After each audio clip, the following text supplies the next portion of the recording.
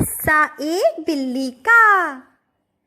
ایک دن سیانی بلی نونو جھاڑیوں میں چھپی حویلی کے بائیں باغ میں درختوں اور دیواروں پر پھٹکتی چڑیاؤں کو دیکھ رہی تھی۔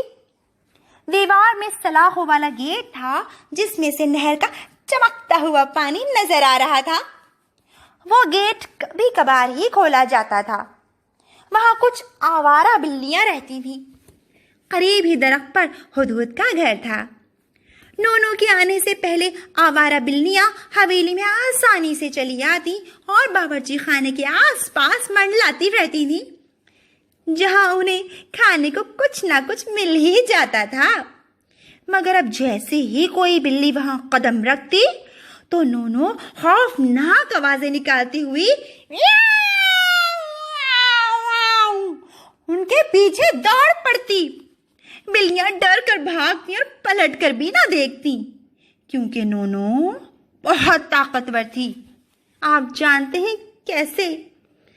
کیونکہ اسے دودھ اور عمدہ گوشت کھلایا جاتا تھا۔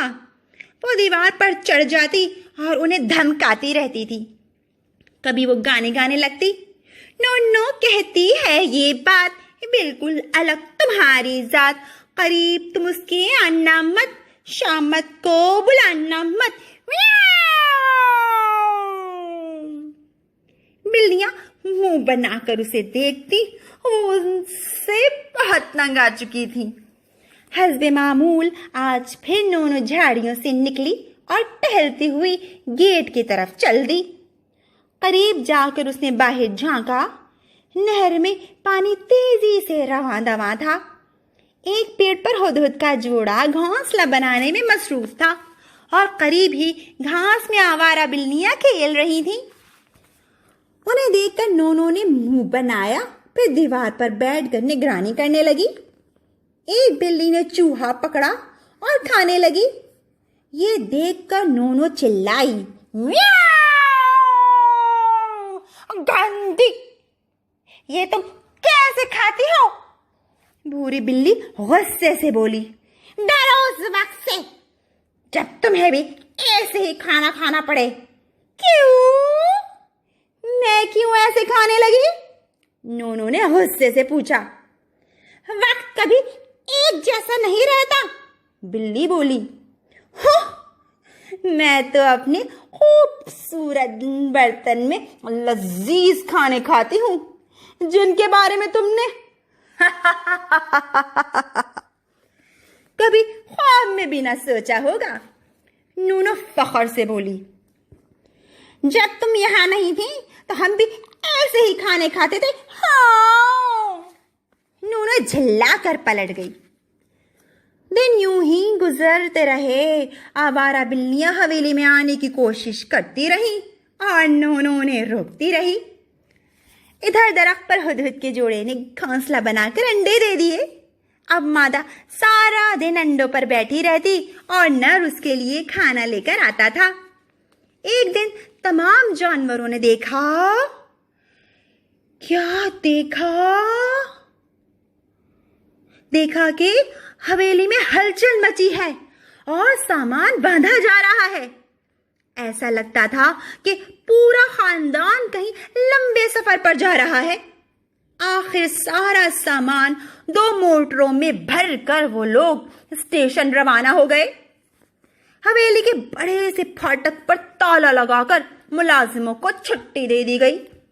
بس ایک ملازم کی یہ ذمہ داری تھی کہ وہ روزانہ آ کر حویلی کا جائزہ لے اور نونو کو کھانا دے دیا کرے۔ نونو اس بات پر بہت رنجیدہ تھی کہ اسے ساتھ کیوں نہیں لے جایا جا رہا۔ جب سب چلے گئے تو حویلی پر خاموشی چھا گئی۔ نونو اس کی طویل برآمدوں، راہداریوں اور ممٹی مطلب چھوٹا گنبد پر اداسی سے گھومتی رہتی۔ جب بیزار ہو جاتی تو دیوار پر آ بیٹھتی اور ادھر ادھر پھرنے والی آوارہ بلیوں سے جھگڑنے لگتی۔ وہ گاتی، نونو کہتی ہے یہ بات بالکل الگ तुम्हारी ذات, قریب تم اس کے آنا مت, شامت کو بلانا مت.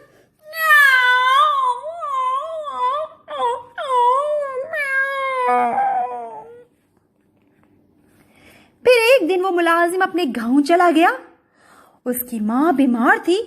نونو کچھ دن تو بچا کچا کھانا کھاتی رہی. پھر اس کے پاس کچھ بھی نہ رہا. وہ بے چینی سے گھومنے لگی. اس کا بھوک سے برا حال تھا. آخر اس نے دیوار پر چڑھ کر چڑیاؤں کو پکڑنے کی کوشش کی مگر ناکام ہوئی, کیونکہ پہلے کبھی اس نے شکار کیا ہی نہیں تھا. نہر کے کنارے رہنے والے جانوروں کو اس کی پریشانی پتہ چل گئی تھی. آخر وہ گیٹ سے باہر نکلی اور آہستہ آہستہ حویلی کی دیوار کے ساتھ ساتھ چلنے لگی. اسے کھانے کی تلاش تھی. دیوار ختم ہوئی تو اسے دور گاؤں کے گھر نظر آئے. وہ اس طرف بڑھ گئی. ابھی وہ کچھ دور گئی ہی تھی کہ اچانک کتوں کے بھونکنے کی آوازیں آئی. وہ واپس آئی اور دوڑتی ہوئی گیٹ کے اندر چلی گئی. کچھ دیر بعد اس نے دوبارہ کوشش کی مگر کتے لڑتے ہوئے وہاں بھی آ گئے. وہ کتوں سے بہت ڈرتی تھی. آخر وہ دیوار پر چڑھ کر بیٹھ گئی. بھوری بلی یہ سب دیکھ رہی تھی. وہ جھاڑیوں سے نکلی اور گیٹ کی طرف چل دی. کچھ دیر بعد وہ منہ میں گوشت کا ٹکڑا دبائے واپس آئی اور دیوار کے قریب آ کر بولی, بہن تم کتوں سے ڈرتی رہو گی تو بھائی بھوکی مر جاؤ گی. نونو لپک کر نیچے آئی اور جلدی سے گوشت کھانے لگی. وہ بہت بھوکی تھی. بھوری بلی کی مہربانی کا نونو پر بہت گہرا اثر ہوا. آخر اس نے فیصلہ کیا کہ اسے ان بلیوں سے دوستی کر لینی چاہیے. اس نے ان سب بلیوں سے اپنے سابقہ سلوک کی معافی مانگی اور ان کے ساتھ مل کر رہنے لگی. اب وہ اپنا کھانا کھانا خود تلاش کرتی اور کچھ دنوں بعد حویلی والے واپس آ گئے.